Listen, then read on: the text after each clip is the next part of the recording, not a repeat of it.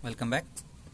So in the previous class we have discussed about the valence bond theory, and now we will focus on crystal field theory, what it is called as crystal field theory. And as I have already mentioned that in the previous section, that is valence bond theory, there will be an important questions for 3 marks questions based on one coordination compound. So totally there are 4, and among them one will be asked for 3 marks. Right? Now try to practice them. One question will be asked. Now we will focus on crystal field theory. So what do you mean by crystal field theory? Means, so ಈ theory ಬರ್ಲಿಕ್ಕೆ ಕಾರಣ ಏನಾಯಿತು? Because there were some limitations of the valence bond theory, right? So it had some shortcomings, like it was unable to distinguish between weak ligand and strong ligands, right? Tetrahedral and square planar complexes, why they are going to be arising and all. Now to solve such kind of shortcomings, now we have a crystal field theory. Now upon which concept it is going to be based on, right? Now it says that it is an electrostatic model. What crystal field theory is also called as an electrostatic model, right? Which considers metal ligand to be ionic. What they are saying, it is due to an electrostatic model. So what do you mean by an ionic bond? So if I speak about only ionic bond andre enu? Ionic bond andre enu?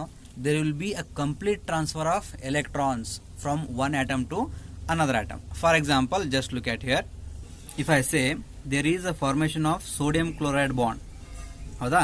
So idralli enaagtade, sodium atom is having an atomic number of 11, chlorine atom is having an atomic number of 17. So ಅವಾಗ ಏನಾಗ್ತೈತಿ, ಎರಡು ಕೂಡ octet rule ಅನ್ನ follow ಮಾಡ್ಲಿಕ್ಕೆ try ಮಾಡ್ತಾವೆ, ಆಯ್ತಾ, to be stable. So ಅವಾಗ sodium atom ಏನು ಮಾಡ್ತೈತಿ, it loses 1 electron to form Na+, ಹೌದಾ?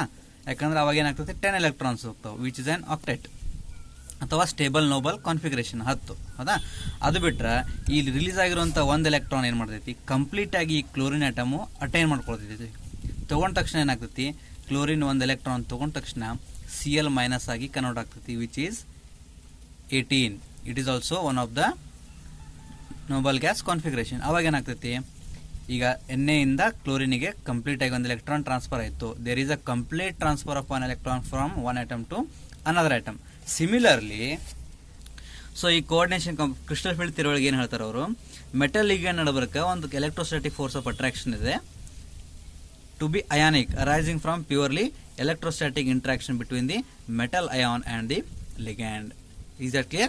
Iga ligands are treated as point charges. Ligands andre point charges. In case of anions, point charges andre anions inda complete agi metals ge electrons anna donate ಮಾಡ್ತೈತಿ. ನಂತರ or point dipoles, point charges ಅಥವಾ point dipoles. So in the case of neutral molecules, in case of onions point charges ಅಂತ ಕರೆದ್ರು, neutral molecules ಇದ್ದಾಗ point dipoles ಅಂತ ಕರೆದ್ರು. So onions ಅಂದ್ರೆ ತಿಳ್ಕೊಂಡ್ಬಿಟ್ರೆ ಇಲ್ಲಿ ನೆಗೆಟಿವ್ ಚಾರ್ಜ್ ಇರ್ತೈತಿ. ಸೊ ಆ ಕಾರಣದಿಂದ ಏನಾಗ್ತೈತಿ, they are considering it as point charges. But in the case of neutral molecules ಯಾವುದೋ ಚಾರ್ಜ್ ಇರೋದಿಲ್ಲ, ಅವಾಗ ಪಾಯಿಂಟ್ ಡೈಪೋಲ್ಸ್ ಅಂತ ಕನ್ಸಿಡರ್ ಮಾಡ್ತಾರೆ. ಇವಾಗ ನಾವು ಯಾವುದೋ ಕೋಆರ್ಡಿನೇಷನ್ ಕಾಂಪೌಂಡ್ ತಗೊಂಡಾಗ they are mainly using what, D orbitals, ಹೌದಾ? ಯಾಕಂದ್ರೆ ಮೆಟಲ್ ಆಟಮ್ ಇದೆ. ನಾವು there are totally 5D orbitals. ಯಾವ್ದಾದ್ರು ತೊಗೊಳ್ರಿ, 3D ತೊಗೊಳ್ರಿ, 4D ತೊಗೊಳ್ರಿ, ಅಥವಾ 5D orbitals ತೊಗೊಂಡಾಗಿರ್ತಾವೆ. Maximum 5D orbitals ಇರ್ತಾವೆ, ಹೌದಾ? So in an isolated gases metal atom have same energy.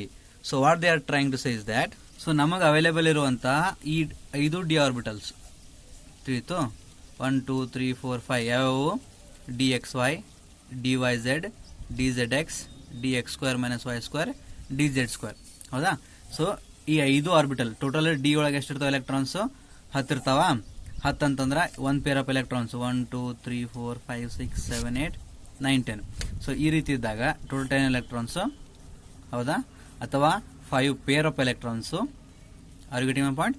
R we can say that there are totally 5D orbitals. So ಇಲ್ಲಿ ಏನು 5D orbitals ಇದಾವು, they are all of same energy ಅಂತ ಹೇಳ್ತಾರೆ. In an isolated gases atom they are what, having the same energy. Isolated gases atom ಅಪ್ಪ ಅಂತಂದ್ರೆ ಇನ್ನೂ ಅದು ಯಾವ ಆಟಮ್ ಕೂಡ ಬಾಂಡ್ ಆಗಿಲ್ಲ. ಫಾರ್ ಎಕ್ಸಾಂಪಲ್ ಪ್ಯೂರ್ ಐರನ್ ಆಗಿರ್ಬೋದು, ಪ್ಯೂರ್ ಗೋಲ್ಡ್ ಆಗಿರ್ಬೋದು, ಅದರೊಳಗಡೆ ಇರುವಂಥ ಡಿ ಆರ್ಬಿಟಲ್ಸ್ ಏನಿರ್ತಾವೆ ಎನರ್ಜಿ ಸೇಮ್ ಇರ್ತೈತಿ. ಯಾವ್ಯಾವು 5 ಡಿ ಆರ್ಬಿಟಲ್ಸ್ ತಿಳಿತು. ನಂತರ ಸೊ ಸೇಮ್ ಎನರ್ಜಿ ಇದ್ದಾಗ ಅವಕ್ಕೆ ಏನಂತ ಕರೀತಾರ, ಡಿಜೆನರೇಟ್ ಅಂತ ಕರೀತಾರೆ. ಏನಂತ ಕರೀತಾರೆ ಅದಕ್ಕೆ ತಲೆ ಇಟ್ಕೊಳ್ರಿ, ಡಿಜೆನರೇಟ್. ಡಿಜೆನರೇಟ್ ಅಂದ್ರೆ ಏನು, ಎಲ್ಲ ಡಿ ಆರ್ಬಿಟಲ್ಸ್ ಎನರ್ಜಿ ಏನಾಗಿರ್ತೈತಿ ಸೇಮ್ ಇರ್ತದೆ. Next, this degeneracy is maintained if a spherically symmetrically filled of negative charges surrounds the metal atom. ಅಂದರೆ ಸ್ಪೆರಿಕಲಿ ಸಿಮೆಟ್ರಿಕಲ್ ಫೀಲ್ಡ್ ಯಾವುದಾದ್ರೂ ಒಂದು ಲಿಗ್ಯಾಂಡ್ ಅಟ್ಯಾಚ್ ಆದ್ರೆ ಈ ಡಿಜೆನರಸಿ ಮೇಂಟೈನ್ ಆಗಿರ್ತೈತಿ. ಬಟ್ ಅಂದ್ರೆ negative field ion is surrounded by the metal atom due to ligands ಏನಾಗ್ತೈತಿ, ಇಲ್ಲಿರುವಂತಹ degeneracy ಏನಾಗ್ತೈತಿ ಲಾಸ್ ಆಗ್ತದೆ. ಆಯ್ತಾ. ಸೊ ಲಾಸ್ ಆಗಿ ಏನಾಗ್ತೈತಿ ನೋಡ್ರಿ, ಲಾಸ್ ಆಯ್ತಪ್ಪ ಅಂದ್ರೆ there has to be something kind of effect. ಏನಾಗ್ತೈತೆ ಅವಾಗ, so it becomes asymmetrically and the degeneracy of the D orbitals is lifted. ಅಂತಂದ್ರೆ ಈಗ ಯಾರಿಗಾದ್ರೂ ಒಬ್ರು ಡಿಸ್ಟರ್ಬ್ ಮಾಡ್ರಿ, ಸುಮ್ಮನೆ ಹೊಳ್ಳಿಗೆ ಟ್ರೈ ಮಾಡ್ರಿ, ಏನಾಗ್ತೈತೆ ಅವರಿಗೆ ಡಿಸ್ಟರ್ಬ್ ಆಗಿ ಹೊಳ್ಳಿ ನಿಮ್ಗೆ ಹೊಡಿತಾರೆ. ಸೊ ಅದೇ ರೀತಿ ಈ ಮೆಟಲ್ ಕಾಂಪ್ಲೆಕ್ಸ್ನಾಗೆ ಏನಾಗ್ತದಪ್ಪ ಅಂತಂದ್ರೆ ಇದಕ್ಕೆ ನಾವೇನಾದ್ರೂ ಡಿಸ್ಟರ್ಬ್ ಮಾಡಿದ್ರೆ ಏನಾಗ್ತೈತಿ, ಸೊ ಈ ಸೇಮ್ ಎನರ್ಜಿ ಇದು ಏನಾಗ್ತದ ಅಲ್ಟರ್ ಆಗ್ತೈತಿ. ಸೊ ಆಲ್ವೇಸ್ ಎನರ್ಜಿ ಟ್ರಾನ್ಸ್ಫರ್ಸ್, ಹೌದಾ. ಸೊ ಟ್ರಾನ್ಸ್ಫರ್ದಾಗ ಏನಾಗ್ತೈತಿ, ಒಂದು ಎನರ್ಜಿ ಟ್ರಾನ್ಸ್ಫರ್ ಅದ ಅಕ್ವೈರ್ ಮಾಡ್ಕೊಂಡು ಹೈಯರ್ ಎನರ್ಜಿಗೆ ಹೋಗ್ಬೋದು, ಅಥವಾ ಎನರ್ಜಿನ ಲಾಸ್ ಮಾಡ್ಕೊಂಡು ಲೋವರ್ ಎನರ್ಜಿ ಬರ್ಬೋದು. ಸೊ ಈಗ ಎಕ್ಸಾಂಪಲ್ ಇದು ಎನರ್ಜಿ ಅಂತ ತಿಳ್ಕೊಳ್ರಿ, ಈಗ ಸಡನ್ ಎನರ್ಜಿ ಐತಿ, ಎನರ್ಜಿ ಅಕ್ವೈರ್ ಮಾಡ್ಕೊಳ್ತು ಹೈಯರ್ ಪೊಸಿಷನ್ಗೆ ಹೋಗ್ತೈತಿ, ಎನರ್ಜಿ ಲೋ ಮಾಡ್ಕೊಳ್ತು ಲೋವರ್ ಪೊಸಿಷನ್ಗೆ ಹೋಗ್ತೈತಿ. ಸೊ ಅಲ್ಲಿ ಏನು ಹೇಳಕ್ ಟ್ರೈ ಮಾಡತ್ತಾರ ಅವರು, ಈ ಲಿಗ್ಯಾಂಡ್ಸ್ ಎಲೆಕ್ಟ್ರಾನ್ಸ್ ಕೊಟ್ಟ ತಕ್ಷಣ ಏನಾಗ್ತೈತಿ, ಇಲ್ಲಿರುವಂಥ ಡಿ ಆರ್ಬಿಟಲ್ಸ್ದಾಗ ಇರುವಂಥ ಎನರ್ಜಿ ಏನಾಗ್ತೈತಿ ಅಫ್ಲಿಪ್ಮೆಂಟ್ ಆಗ್ತೈತಿ, ಹೌದಾ. ಇದ್ರಾಗ ಸರ್ಟನ್ ಡಿ ಆರ್ಬಿಟಲ್ಸ್ ಎನರ್ಜಿ ತಗೊಂಡು ಹೈಯರ್ ಎನರ್ಜಿ ಹೋಗ್ತಾವು, ಅಥವಾ ಎನರ್ಜಿನ ಲಾಸ್ ಮಾಡ್ಕೊಂಡು ಲೋವರ್ ಎನರ್ಜಿಗೆ ಬರ್ತದೆ ಅಂತ ಹೇಳಿ ಟ್ರೈ ಮಾಡತ್ತಾರ ಅವರು. Is that clear? It results in the splitting of the d orbitals. This pattern of splitting depends upon the nature of the crystal field. ಹೌದಾ. Now we will discuss about mainly two concepts. ಯಾವುದಪ್ಪ ಅಂದ್ರೆ ಈ crystal field splitting in octahedral coordination entity. ಆಕ್ಟಾ ಅಂತಂದ್ರೆ ಏನು, it is ಆಕ್ಟಾ ಅಂದ್ರೆ 8 ಹೆಡ್ರಾ ಅಂತಂದ್ರೆ ಏನು face, ಹೌದಾ. 8 ಫೇಸಸ್ ಅಂತ ಹೇಳ್ತಾರೆ ಅವರು, ಆಕ್ಟಾಹೆಡ್ರಲ್ ಮತ್ತು ಟೆಟ್ರಾಹೆಡ್ರಲ್ ಇವೆರಡದ ಕೇಸ್ನ ತಿಳ್ಕೊಂಬ. ಸೊ ಈ ಆಕ್ಟಾಹೆಡ್ರಲ್ ಅಂತ ಯಾಕೆ ಕರೆದ್ರು, ಟೆಟ್ರಾಹೆಡ್ರಲ್ ಯಾಕೆ ಅಂತ ಕರೆದ್ರು, ಜಸ್ಟ್ ಒಂದು ಗ್ಲಾನ್ಸ್ ತೊಗೊಳ್ರಿ ಅದ್ರ ಮೇಲೆ. ಸೊ ಇದಕ್ಕೆ ಆಕ್ಟಾಹೆಡ್ರಲ್ ಯಾಕಂತ ಕರೀತಾರೆ. ಈಗ ಫಾರ್ ಎಕ್ಸಾಂಪಲ್ ಮೆಟಲ್ ಅಂತ ಹತ್ಕೊಳ್ರಿ, ಹೌದಾ. ಇದಕ್ಕೆ ಏನು ಹೇಳ್ತಾರೆ ಅವರು, ದೇರ್ ಆರ್ ಟೋಟಲಿ ಆಕ್ಟಾಹೆಡ್ರಲ್ ಅಂತ ಹೇಳೋದು. ನಾನು ಆಲ್ರೆಡಿ ಕ್ಲಾಸ್ನಾಗ ಡಿಸ್ಕಸ್ ಮಾಡಿದ್ದೆ, ಹೌದಾ. ಸೊ ಈ ರೀತಿ 4 ಅದಾವೆ, 4 ಲಿಗ್ಯಾಂಡು ಪ್ಲಸ್ ಇಲ್ಲೊಂದು ಲಿಗ್ಯಾಂಡ್, ಟೋಟಲ್ ಎಷ್ಟು ಅದಾವೆ, ಇವು 6 ಅದಾವೆ, ಹೌದಾ. ಸೊ ನಾ ಇವೆಲ್ಲ ಎಂಡನ್ನ ಜಾಯಿನ್ ಮಾಡಿದಾಗ, ಹೌದಾ. ಸೊ ಇವೆಲ್ಲ ಎಂಡ್ ಜಾಯಿನ್ ಮಾಡಿದಾಗ ಏನಾಗ್ತದೆ ನೋಡ್ರಿ, ಎಷ್ಟು ಫೇಸ್ ಬರ್ತಾವೆ ನೋಡ್ರಿ ಅದ್ರ ಮ್ಯಾಗ. ಸೊ ಒಂದು ಫೇಸ್ ಇಲ್ಲಿದೆ, 2 3, ಸೊ ಬಿಹ್ಯಾಂಡ್ 4, ಸೊ ಕೆಳಗಡೆ ಬಂದಾಗ 5 6 7, ಅದ್ರ ಬಿಹ್ಯಾಂಡ್ 8, ಟೋಟಲ್ ಎಷ್ಟು ಅದಾವುದು 8 ಫೇಸಸ್, ಹೌದಾ. ಲಿಗ್ಯಾಂಡ್ಸ್ ಎಷ್ಟು ಆಗ್ತಾವೆ, ಟೋಟಲಿ 6 ಲಿಗ್ಯಾಂಡ್ಸ್. ಸೊ ಇದು ಒಂದು ಆಕ್ಟಾಹೆಡ್ರಲ್ ಕಾಂಪ್ಲೆಕ್ಸ್ ಆಗ್ತೈತಿ. ಅದೇ ಟೆಟ್ರಾಹೆಡ್ರಲ್ ಬಂದಾಗ ಏನಾಗ್ತೈತಿ ಅಂತಂದ್ರೆ, ಫಾರ್ ಎಕ್ಸಾಂಪಲ್ ಇದು ಮೆಟಲ್ ಐಟಮು, ಈ 4 ಕಡೆಯಿಂದ ಈ ರೀತಿ ಇರ್ತಾವೆ. ಸೊ ಈ ರೀತಿ ಜಾಯಿನ್ ಮಾಡಿದಾಗ ಏನಾಗ್ತೈತಪ್ಪ ಅಂತಂದ್ರೆ ಒಂದು ಟೆಟ್ರಾಹೆಡ್ರಲ್ ಕಂಪೌಂಡ್ ಫಾರ್ಮ್ ಆಗ್ತೈತಿ, ತಿಳಿತಾ. ಸೊ ಈ ರೀತಿ ಫಾರ್ಮ್ ಆದಾಗ ಟೆಟ್ರಾಹೆಡ್ರಲ್ 4 ಫೇಸ್ ಇರ್ತಾವೆ. ಇದು ಟೆಟ್ರಾಹೆಡ್ರಲ್ ಕಂಪೌಂಡ್ಸ್ನಾಗ 4 ಲಿಗ್ಯಾಂಡ್ಸ್ ಇರ್ತಾವೆ, ಆಕ್ಟಾಹೆಡ್ರಲ್ ಕಾಂಪ್ಲೆಕ್ಸ್ನಾಗ 6 ಲಿಗ್ಯಾಂಡ್ ಇರ್ತಾವೆ. ಎಕ್ಸಾಂಪಲ್ ಯಾವುದಪ್ಪ ಅಂತಂದ್ರೆ, ಒಂದು ಎಕ್ಸಾಂಪಲ್ ತೊಗೊಳ್ರಿ ಯಾವುದಾದ್ರು. ಈಗ ಫಾರ್ ಎಕ್ಸಾಂಪಲ್ FeCN6 ಥ್ರೈಸ್ ಎಷ್ಟದಾವೆ ಈ ಲಿಗ್ಯಾಂಡ್, 6 ಅದಾವೆ. So it is going to form an octahedral complex. So ಇದನ್ನು ಬಿಟ್ಟರೆ ನೆಕ್ಸ್ಟ್ ಎಕ್ಸಾಂಪಲ್ ಯಾವುದಾವು, ನಿಕೆಲ್ ಟೆಟ್ರಾಕ್ಲೋರೈಡ್ ಅಂತಂದ್ರೆ ಟೆಟ್ರಾಕ್ಲೋರೋ ನಿಕೆಲೇಟ್ 2 ಕಾಂಪ್ಲೆಕ್ಸ್ ಇದು, ಆಯ್ತಾ. ಈ ರೀತಿ ಇದು ಎಕ್ಸಾಂಪಲ್ ಇದು ಅಂದ್ರೆ 4 ಲಿಗ್ಯಾಂಡ್ ಅದಾವೆ, ಇಲ್ಲಿ 6 ಲಿಗ್ಯಾಂಡ್ ಅದಾವೆ. 4 ಲಿಗ್ಯಾಂಡ್ ಇದ್ರೆ ಟೆಟ್ರಾಹೆಡ್ರಲ್ ಕಾಂಪ್ಲೆಕ್ಸ್, 6 ಲಿಗ್ಯಾಂಡ್ಸ್ ಇದ್ರೆ ಆಕ್ಟಾಹೆಡ್ರಲ್. ಸೊ ಆಕ್ಟಾಹೆಡ್ರಲ್ ಯಾಕಂತಾರಪ್ಪ, ಆಕ್ಟಾ ಅಂತಂದ್ರೆ 8 ಲಿಗ್ಯಾಂಡ್ಸ್ ಇರೋದಿಲ್ಲ, ಆಕ್ಟಾ ಅಂತಂದ್ರೆ 8 ಫೇಸ್. Is it clear? ಈಗ 1 by 1 ಡಿಸ್ಕಸ್ ಮಾಡಮು. So before going to that let us look at the structure of D orbitals. ನೋಡ್ರಿ, so these are the exact structure of D orbitals ಅಂತಂದ್ರೆ dxy dyz dzx dx² - y² dz² ಅಂತಂದ್ರೆ ಇಲ್ಲಿರುವಂಥ XY ಅಂತಂದ್ರೆ ಏನು, X ಮತ್ತು Y orbital ನಡ್ಬರ್ಕ್ ಏನಿರ್ತೈತಿ, ಈ ಥರ electron probability ಜಾಸ್ತಿ ಇರ್ತೈತಿ. ಸ್ಟ್ರಕ್ಚರ್ ಅಂತಂದ್ರೆ ಏನು, ಈಗ ನಾನು ಒಂದು DXY ಅನ್ನ ಬರ್ದನಪ್ಪ ಅಂತಂದ್ರೆ ಅದನ್ನು 3 ಡೈಮೆನ್ಷನಲ್ ವ್ಯೂ ಮಾಡ್ಬೇಕು ಒಂದು, ಹೌದಾ. ಸೊ ಡಿ ಎಲೆಕ್ಟ್ರಾನ್ ಒಳಗಡೆ ಡಿ ಸಬ್ಸೆಲ್ ಒಳಗಡೆ ಎಲೆಕ್ಟ್ರಾನ್ಸ್ ಇರ್ತಿರ್ತಾವೆ. ಇಲ್ಲಿ ನಾ ಏನು ಬರ್ದಿನಲ್ಲ, ಸೊ ಇವೆಲ್ಲ ಏನನ್ನ ಇಂಡಿಕೇಟ್ ಮಾಡ್ತೈತೆ ಅಂದ್ರೆ the probability of finding then electron around the metal atom ಎಲ್ಲಿರ್ತೈತಿ, DXY ಬಂದಾಗ ಸೊ ಇಲ್ಲಿ ಜಾಸ್ತಿ ಇರ್ತೈತಿ, ಸೊ ಡಿ ವೈ ಝೆಡ್ ಬಂದಾಗ ಏನಾಗ್ತೈತಿ ಇಲ್ಲಿ ಜಾಸ್ತಿ ಇರ್ತೈತಿ, ಹೌದಾ. ಸೊ ನಾವು ಇವೇನೇನು ಲೋಬ್ಸ್ ಮಾಡಿನಲ್ಲ ಡಬಲ್ ಡಂಬಲ್ ಇರ್ತಾವೆ, ಡಂಬಲ್ ಶೇಪ್ ನೋಡ್ರಿ ಜಿಮ್ನಾಗ ಯೂಸ್ ಮಾಡ್ತಾರೆ, ಡಬಲ್ ಡಂಬಲ್ ಶೇಪ್ನಾಗ ಇರ್ತಾವೆ. ಆಮೇಲೆ ಇದು d X square minus Y square, ಇದು ಡಿ ಝೆಡ್ ಸ್ಕ್ವೇರ್, ಹೌದಾ. ಇವಾಗ ಇದನ್ನ ಅರ್ಥ ಮಾಡ್ಕೋಬೇಕಂದ್ರೆ ಜಸ್ಟ್ ನಾನು ಇನ್ನೊಂದು ಸ್ವಲ್ಪ ಬೇರೆ ವೇದಲ್ಲಿ ಮಾಡಿದ್ದೀನಿ. ಸೊ ಡಿ ಎಕ್ಸ್ ವೈ ಅಂತ ತೊಗೊಳ್ರಿ. ಸೊ ಇವೆಲ್ಲ ಏನಿವು ಎಕ್ಸ್ ಆಕ್ಸಸ್ ಮತ್ತು ವೈ ಆಕ್ಸಸ್. ಸೊ ಈ ಡಿ ಎಕ್ಸ್ ವೈ ಅನ್ನೋದು, ಸೊ ಇಲ್ಲಿ ಇದರ ಅರ್ಥ ಏನು ನಮಗೆ ಇಲ್ಲಿ ಎಲೆಕ್ಟ್ರಾನ್ ಜಾಸ್ತಿ ಕಂಡು ಬರ್ತಾವ ಅಂದಂಗೆ, ಹೌದಾ. ಸೊ ಈ ಡಿ ಎಕ್ಸ್ ವೈ ನಾನು ಕನ್ಸಿಡರ್ ಮಾಡಿದ್ರೆ ಈ ಲೋಬ್ಸ್ ಎಲ್ಲ ಅದ ನೋಡ್ರಿ ಬಿಟ್ವೀನ್ ಎಕ್ಸ್ ಆಕ್ಸಸ್ ವೈ ಆಕ್ಸಸ್ನ ನೋಡ್ಬೇಕದು, ಇಲ್ಲಿ ಬಿಟ್ವೀನ್ ಎಕ್ಸ್ ವೈ ಅದು, ಹೌದಾ. ಸೊ ಎಲೆಕ್ಟ್ರಾನ್ ಪ್ರೊಬಬಿಲಿಟಿ ಎಲ್ಲೈತಿ ಇವಾಗ ಬಿಟ್ವೀನ್ ದಿ ಆಕ್ಸಸ್ ತಲೆ ಹಿಡ್ಕೊಳ್ರಿ. ಎಲೆಕ್ಟ್ರಾನ್ ಪ್ರೊಬಬಿಲಿಟಿ ಎಲ್ಲಿದೆ between the axes. D Y z ದ ನೋಡ್ರಿ ಬಿಟ್ವೀನ್ ದಿ ಆಕ್ಸಸ್ ವೈ ಮತ್ತು ಜೆಡ್, ಹೌದಾ. ಇಲ್ಲಿ ಕೂಡ ಏನೈತಿ between the axes. D x z x ತಗೊಳ್ರಿ, ಇದ್ರಾಗೂ ಏನೈತಿ ಬಿಟ್ವೀನ್ ದಿ ಆಕ್ಸಸ್. ಇವಾಗ ಇನ್ನುಳಿದಂಥ 2 ಡಿ ಆರ್ಬಿಟಲ್ ಟೋಟಲ್ 5 ಅದಾವ, 1 2 3 4 5. ಸೊ ಈ D X square minus Y square ಏನದಾವು ಇವು ಆಕ್ಸಸ್ ಮೇಲೇನೆ ಕಂಡು ಬರ್ತಾವೆ. ಎಲೆಕ್ಟ್ರಾನ್ ಪ್ರೊಬಬಿಲಿಟಿ ಏನಾಗ್ತೈತಿ ಆಕ್ಸಸ್ ಮೇಲ್ಗಡೆ ಅಥವಾ, ಸೊ ಇದು ನಾನು ಬಿಟ್ವೀನ್ ದಿ ಆಕ್ಸಸ್ ಅಂತ ಕರೆದ್ರೆ, ಸೊ ಇದನ್ನ ಏನಂತ ಕರಿಬೋದು ನಾವು ಅಲಾಂಗ್ ದಿ ಆಕ್ಸಸ್ ಅಂತ ಕರಿಬೋದು. Are getting one point. Between the axes, ಇದು ಅಲಾಂಗ್ ದಿ ಆಕ್ಸಸ್. ಅಲಾಂಗ್ ಅಂತಂದ್ರೆ ಆಕ್ಸಸ್ ಮೇಲ್ಗಡೆ. ಈಗ ಡಿ ಝೆಡ್ ಸ್ಕ್ವೇರ್ ತೊಗೊಳ್ರಿ, ಇದು ಕೂಡ ಏನೈತಿ ಝೆಡ್ ಡೈರೆಕ್ಷನ್ದ ಮೇಲ್ಗಡೆನೆ ಪ್ರೊಬಬಿಲಿಟಿ ಜಾಸ್ತಿ ಇರ್ತೈತಿ. ಸೊ ಇವು ಮೂರು ಏನಾಗ್ತಾವ ಬಿಟ್ವೀನ್ ದಿ ಆಕ್ಸಸ್ ಇರ್ತಾವೆ, ಇವು ಅಲಾಂಗ್ ದಿ ಆಕ್ಸಸ್ ಪ್ರೊಬಬಿಲಿಟಿ ಜಾಸ್ತಿ ಇರ್ತೈತಿ. ತಿಳಿತು ಅಂತಂದರೆ ಇದು ಕನ್ಸಿಡರ್ ಮಾಡ್ಕೊಳ್ರಿ. ಇದ್ರ ಮೇಲೇ ಈ ಕ್ರಿಸ್ಟಲ್ ಫೀಲ್ಡ್ ಥಿಯರಿ ಸ್ವಲ್ಪ ಈಸಿ ಆಗ್ತದೆ ಅರ್ಥ ಮಾಡ್ಕೊಂಡ್ರೆ.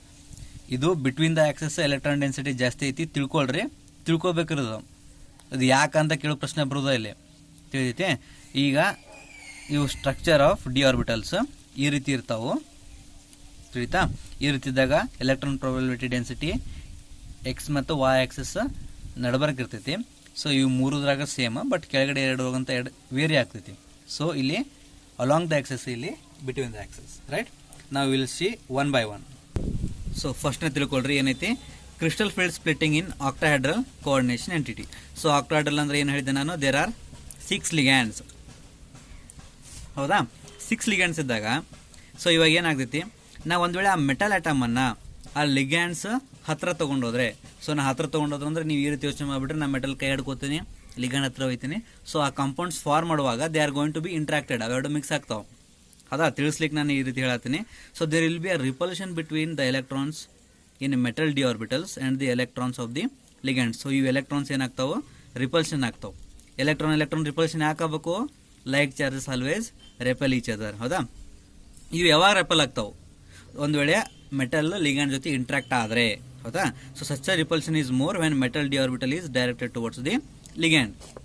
ಸೊ ಒಂದು ವೇಳೆ ದೂರ ಇದ್ರೆ when it is point towards away from the ligand ಇದ್ದಂಗೆ ರಿಪಲ್ಷನ್ ಕಡಿಮೆ ಇರ್ತೈತಿ. ಸೊ ಅದ್ರ ಹತ್ರ ಹೋದಂಗೆ ಏನಾಗ್ತೈತಿ ರಿಪಲ್ಷನ್ ಜಾಸ್ತಿ ಹಾಕೋತ ಹೋಗ್ತೈತಿ. ಬಟ್ ಇನ್ನೊಂದು ಪಾಯಿಂಟ್ ಹಿಡ್ಕೊಳ್ರಿ, ನಾನು ಟೋಟಲ್ 5 ಡಿ ಆರ್ಬಿಟಲ್ಸ್ ಅದಾವ ಅಂತ ಹೇಳಿದ್ದೆ, D X Y, D Y Z, D Z X, ಹೌದಾ. ಇನ್ನೂ ಎರಡು. ಸೊ ಇಲ್ಲಿ ಕೆಳಗಡೆ ಇರುವಂಥದ್ದು 2 ಡಿ ಆರ್ಬಿಟಲ್ಸ್ ಏನಾಗಿತ್ತು, the electrons were more found on the along the axes. So electrons ಏನಿದ್ದು ಇಲ್ಲಿ ಅಲಾಂಗ್ ದಿ ಆಕ್ಸಸ್ ಜಾಸ್ತಿ ಇದ್ದು. ಸೊ ಇವಾಗ ligand if it is trying to attack on this metal, ಅಥವಾ ಈ ಮೆಟಲ್ ಲಿಗ್ಯಾಂಡಿಗೆ ಸಬ್ಜೆಕ್ಟ್ ಮಾಡಿದಾಗ ಏನಾಗ್ತೈತಿ, ನಾವು ಇವೆರಡು ಏನು ಮಾಡ್ತಾವೆ, these will experience more repulsion. ಏನಾಗ್ತೈತಿ, this D X square minus Y square and D Z square are going to experience more repulsion because they are along the axes, ಹೌದಾ. ಯಾಕಂದ್ರೆ ಎಲೆಕ್ಟ್ರಾನ್ಸ್ ಇಲ್ಲಿ ಜಾಸ್ತಿ ಅದಾವೆ. ನಾವು when these ligands are going to be attacked on D X Y, D Y Z, D Z square attack ಮಾಡಿದಾಗ ಏನಾಗ್ತೈತಿ, ಇಲ್ಲಿ electron ಜಾಸ್ತಿ ಇಲ್ಲ. ಸೊ ಎಲೆಕ್ಟ್ರಾನ್ ರಿಪಲ್ಷನ್ ಏನಾಗ್ತೈತಿ, it will be less, right. So less repulsion in case of D X Y, D Y Z, D Z X. So ಅಲ್ಲಿ ಅದನ್ನೇ mention ಮಾಡಿದಾರೆ. Thus D X square and D Z square orbitals which point towards the axes, so the along the direction of the ligand will experience more repulsion because electrons probability is more and will be raised in energy. But dxy, dyz and dxz ಏನಾಗ್ತಾವ which are directed between the axes will be lowered in energy relative to average energy in the spherical crystal field. Thus ಏನಾಗ್ತೈತಿ ಈ degeneracy ಅನ್ನೋದು ಏನಾಗ್ತೈತೆ it is going to be disturbed. Degeneracy ಅಂದ್ರೆ ಏನು? So all the D orbitals will have same energy. So ಈ ರೀತಿ ligands disturb ಮಾಡಿದಾಗ ಏನಾಗ್ತೈತಿ, this degeneracy is going to be affected. Hence there will be removed due to ligand electron metal electron repulsions in the octahedral complex to yield 3 orbitals of lower energy, that is called as T2G ಅಂತ ಕರೀತಾರೆ. ಏನಂತ ಕರೀತಾರೆ? T2G set, and 2 orbitals of higher energy called as easy set. Now look at here. So degeneration ಅಂದ್ರೆ ಎಷ್ಟದ ನೋಡ್ರಿ, dx square minus y square dz square dxy dxz dyz. ಹೌದಾ? So ಇವೆಲ್ಲ ನೀವು 5D orbitals. ಹೌದಾ? ಸೊ ಈ 5D orbitals ಇದ್ದಾಗ ಇದಕ್ಕೆ ನಾನೇನು ಮಾಡ್ತೀನಿ, ಲಿಗ್ಯಾಂಡ್ಸನ್ನು ಅಪ್ರೋಚ್ ಮಾಡ್ತೀವಿ ಅಥವಾ ಮೆಟಲ್ ಲಿಗ್ಯಾಂಡ್ಸನ್ನು ಅಪ್ರೋಚ್ ಮಾಡ್ತೀವಿ. ಅಪ್ರೋಚ್ ಮಾಡಿದ ತಕ್ಷಣ ಏನಾಗ್ತೈತಿ, ಇವು ಡಿ ಆರ್ಬಿಟಲ್ಸ್ ಏನಾಗ್ತಾವ, ಒಂದು ಹೈಯರ್ ಎನರ್ಜಿ ಹೋಗ್ತಾವೆ, ಒಂದು ಲೋವರ್ ಎನರ್ಜಿ ಹೋಗ್ತಾವೆ. ಹೌದಾ? ಸೊ ಇವಾಗ d X square minus Y square ಮತ್ತು ಡಿ ಝೆಡ್ ಸ್ಕ್ವೇರ್ ಏನಾಗ್ತಾವೆ, ಇದ್ರೊಳಗಡೆ ಏನಿದೆ ಅಷ್ಟು ಇದ್ರೊಳಗಡೆ ಎಲೆಕ್ಟ್ರಾನ್ಸು ಆಕ್ಸೆಸ್ ಮೇಲೆ ಇದಾವೆ. ಹೌದಾ? ಇದ್ದಾಗ ಏನಾಗ್ತೈತಿ, ನಾವು ಲಿಗ್ಯಾಂಡ್ಸ್ ಬಂದ ತಕ್ಷಣ ಅವು ಎಲೆಕ್ಟ್ರಾನ್ಸನ್ನ ಅಬ್ಸರ್ವ್ ಮಾಡಿಕೊಂಡು ಅಥವಾ ಎನರ್ಜಿನ ಅಬ್ಸರ್ವ್ ಮಾಡ್ಕೊಂಡು ಆಗ್ತೈತಿ, they go to higher energy level. ಹೌದಾ? ಇಲ್ಲಿಗೆ ಹೋಗ್ತಾವೆ ಹೈಯರ್ ಎನರ್ಜಿ ಲೆವೆಲ್. ಈ ಡಿ ಎಕ್ಸ್ ವೈ ಜೆಡ್ ಏನಾಗ್ತೈತಿ, ಲೆಸ್ ರಿಪಲ್ಷನ್ ಅನ್ನು ತಗೊಳ್ತದೆ. ಏನು ತಗೊಳ್ತೈತಿ? Less repulsion. ಯಾಕೆ? Because electrons are less over there. In the case of D X square minus Y square ಏನಾಗ್ತೈತಿ, electrons are found more at the axes. So ಅವಾಗ electron repulsion ಜಾಸ್ತಿ ಆಗಿ ಎನರ್ಜಿ ಅಬ್ಸರ್ವ್ ಮಾಡ್ಕೊಂಡು ಏನಾಗ್ತೈತಿ, ದೇ ಶಿಫ್ಟ್ ಟುವರ್ಡ್ಸ್ ಅಪ್ವರ್ಡ್. ಹೌದಾ? So ಇವಾಗ ಈ ರೀತಿ ಏನು ಸ್ಪ್ಲಿಟ್ಟಿಂಗ್ ಆಗ್ತೈತಿ, so the splitting of these degenerate levels due to the presence of ligands in the definite geometry is termed as crystal field splitting, and the energy separation is denoted as delta naught. ಇದಕ್ಕೆ ಏನಂತ ಕರೀತಾರೆ? Delta not ಅಂತ ಕರೀತಾರೆ. So ಇಲ್ಲಿ ಓ ಅನ್ನೋದು ಏನನ್ನ represent ಮಾಡ್ತೈತಿ, ನಾವು it is going to indicate us that it is an octahedral complex. ಏನಂತ ಕರೀತಾರೆ ಅದಕ್ಕೆ? ಆಕ್ಟಾಹೆಡ್ರಲ್. ಆಕ್ಟಾಹೆಡ್ರಲ್ ಅಂತಂದ್ರೆ there will be 6 ligands. Octahedral means it is called as 8 faces. Thus, the energy of the 2 easy orbitals will be increased by 3/5 delta naught, means octahedral complex, and that of the 2G set will be decreased by 2/5 times of delta naught. So, iದೇನಿದು octahedral complex ನಾಗಿರುವಂತ crystal field splitting. Now, when this energy has been altered, right, now this energy is represented by delta naught, that is change in energy of the octahedral crystal field splitting. So ಈ ರೀತಿಯಾದಾಗ now the energy absorbed by these 2 orbitals which are doubly degenerate orbitals, that is Eg. ಹೌದಾ? ಇದರಲ್ಲಿ ಏನಾಗ್ತೈತಪ್ಪ ಅಂದರೆ there will be an increase energy by 3/5 times of crystal field splitting in the octahedral complex. But these 3 orbitals, that is dxy, dyz and dzx, there will be a decrease in the energy in the case of crystal field splitting by the 2/5 times of crystal field splitting of octahedral complex.